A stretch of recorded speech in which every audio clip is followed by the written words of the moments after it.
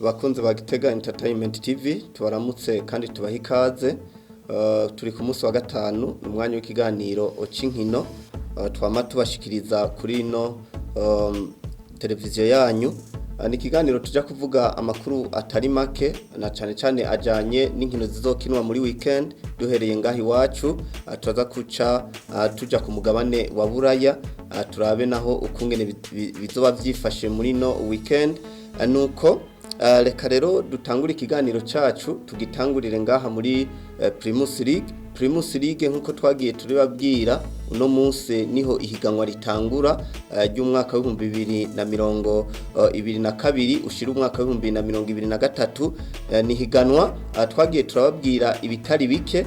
Reka tubabwire rero ukungene imigwi izohura muri no weekend duhereye uno munsi, na cyane ya migwi yanyu musanzwe mukunda mwumve uko izokina naho izokinira.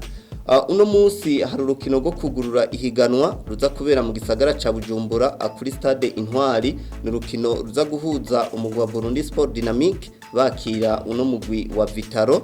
Ni urukino ruza gutangura igihe cy'isaha 9. Ku munsi wejo hari hategekanijwe urukino rwa Kayanza United Atletico New Oil bakira Kayanza United, ariko uru rukino ntiruzoba kumvo zuko uno mugwi wa Atletico New Oil wagiye gukina urukino rwa gicuti n'umugwi wo mu gihugu ca Tanzania witwa Gitega-Ent. Ubu rero tuvugana uno mugwi wa Atletico New Oil bakaba bari mu gisagara ca Geita. Ubwo rero ruzoca agunguruzwa, ariko hari izindi nkino zizokinwa ku munsi wejo. Turabona yuko Bujumbura City bazokwakira Message Ngozi igihe cy'isaha 9 ni kuri stade Intwari. Top Junior bakire Tigre Noir ni hariya mu Kayanza kuri stade yo mu Kayanza stade Gatwaro niho bazokinira. Inkino zisigaye zizoca zikinwa ku munsi w'Imana, aho tubona kuri stade Urunani uno mugwi wa Rukinzo bazoca bakira umugwi wa Flambeau du Centre kuva ngaha mu ntara ya Gitega. Interstar kuri stade Intwari bazoca bakina na Magara Young Boys. Ino ni migwi ibiri iduze ivuye mu cicaro ca kabiri, izoba iri kirahura kugira ngo barabe ukungene bizogenda. Aba rero nibaza yuko atavyishi tubavuga ko twagiye tubashikiriza inkino za kivandimwe bagiye bakina. Reka turindire ku munsi w'Imana ukungene bizoba avyifashe. Kuri stade Ingoma Musongati bazokwakira uno mugwi wa Aigle Noir. N'urukino rutazoba agoroshe na bukebuke. Hanyuma kandi mu ntara ya Muyinga Olympic Star nabo bazoca bakina nuno mugwi wa Bomamuru kuri stade Umuco. Izi nkino zose rero zizohora zitangura igihe cy'isaha 9. Tuve ngaha muri Primus League duce mu mugwi wa Fofira PF. Twarababwiye yuko ku munsi wa gatatu Fofira PF maze kubafata urugendo berekeza mu gihugu ca Tanzania, aho bagiye gukina inkino za CAF Champions League ni ku rwego rw'abagore. Rero uno mugwi wa Fofira washitse mu gisagara ca Dar es Salaam, bari bagiye n'umuduga bakaba bashitse mu bucagucagu bw'uno munsi bashika mu gisagara ca Dar es Salaam kugira ngo bashobore kuba bakina inkino zabo. Bazotangura kuzikina ku munsi wa mbere bakaziheza ku munsi w'Imana mu ndwi imwe. Bafisemwo inkino zigera kuri zitatu.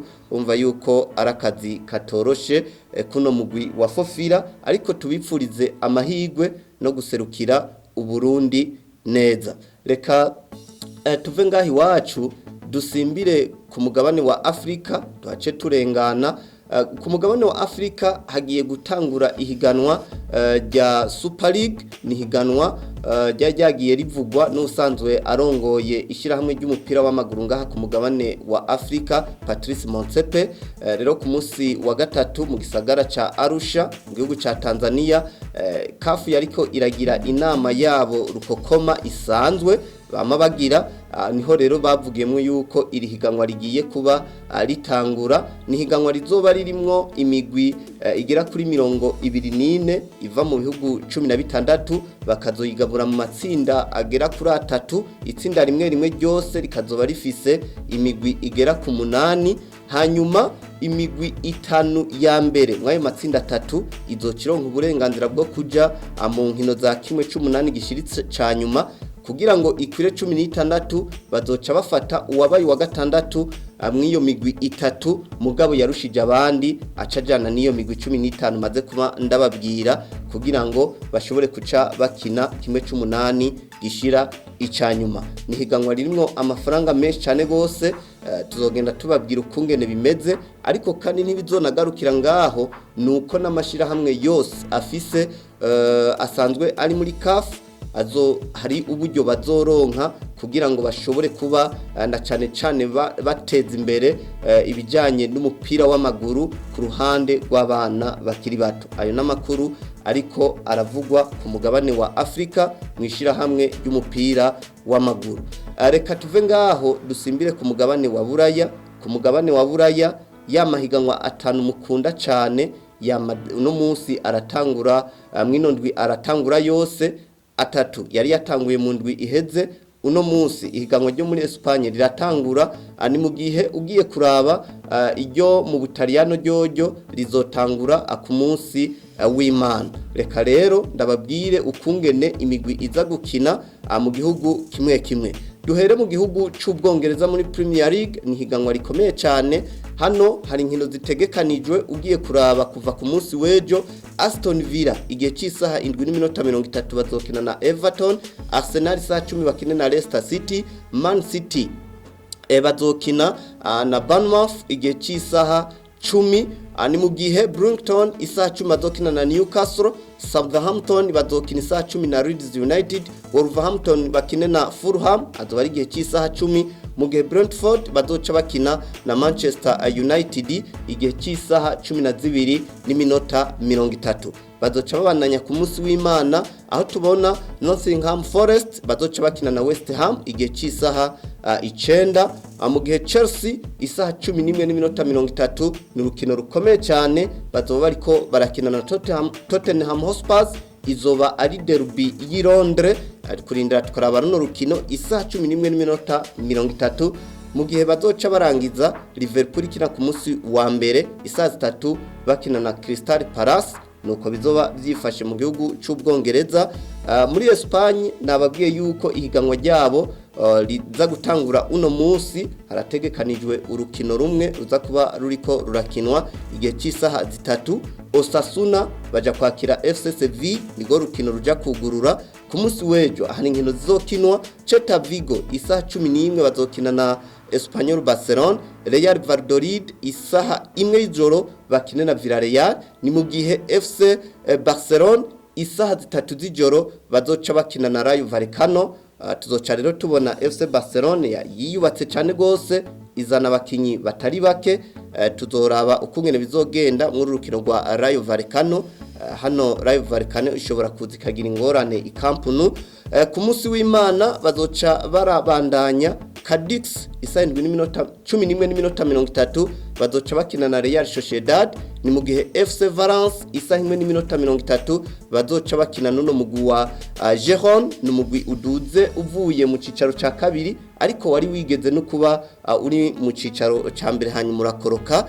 Almeria isaha 4 z'ijoro bazoca bakira Real Madrid, baherutse kuba batwara igikombe ca Super Cup bagitwara uno mugwi wo mu Budagi Eintracht Frankfurt. Ku munsi wa mbere Athletic Bilbao isaha 11:30 bazoca bakina na Real Mallorca. Getafe isaha 1:30 bazoca bakina na Atletico de Madrid. Betis Sevilla isaha 3:30 bazokina na Elche. Nuko niko bizoba avyifashe. Tuca tubarabira no mu Butaliyano, ni higanwa rizotangura ugiye kuraba ku munsi wa gatandatu. Milan isaha 12:30 bazokwakira uno mugwi wa Udinese, ni urukino ruzokugurura isaha 12:30 nyene. Uno mugwi wa Sampdoria jene bazokina na Atalanta Bergamo. Lecce bakine na Inter Milan isaha 2:45. Monza umugwi uduzuvuye mu cicaro ca kabiri, iyo saha nyene bazoba bari kumwe na Torino. Ku munsi w'Imana Lazio Rome isaha 12:30 bazoca bakina na Bologna. Fiorentina isaha 12:30 bakine na n'uno mugwi wa Cremonese.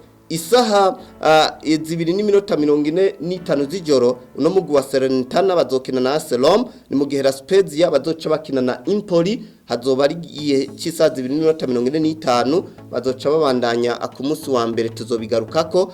Nuko tuce turaba mu Budagi tuza kubabwira inkino zose, ariko turababwira imigwi ikomakomeye musanzwe munakunda, duhereye kwino migwi ugiye kuraba nka Leipzig ku munsi wejo bazoba ariko barakina na FC Cologne, zoba rurukino rutoroshe na bukebuke. Eintracht Frankfurt bazoba bagendeye Hertha Berlin, hazoba ari igihe cy'isaha 9:30. Schalke ubusa kane isaha 12:30 ku munsi wejo bazokina na Bayern Mönchengladbach, ni mu gihe ku munsi w'Imana turahabona imigwi nka Bayern Munich isaha 11:30 bakina na Wolfsburg. Turangirize ikiganiro cacu mu gihugu c'Ubufaransa, aho naho nyene babandanya aba bageze ku ndwi igira kabiri. Uno munsi hari urukino rw'isaha 3 Lille baraza kwakirwa na Nantes, ku munsi wejo Monaco bazokwakira Rennes igihe cy'isaha 11, ari mu gihe Paris Saint-Germain isaha 3 bazoca bakina na Montpellier. Zo ni nkino zo ku munsi wejo. Ku munsi w'Imana Lyon bazokwakirwa na Lorient igihe cy'isaha 7 z'umurango, ani mu gihe Marseille izokwakirwa na Brest isaha 2:45. Nuko izo ni zimwe mu nkino muba musanzwe imigwi muba musanzwe mukunda cyane. Hariho n'izindi nkino zizoba ziriko zirakinwa.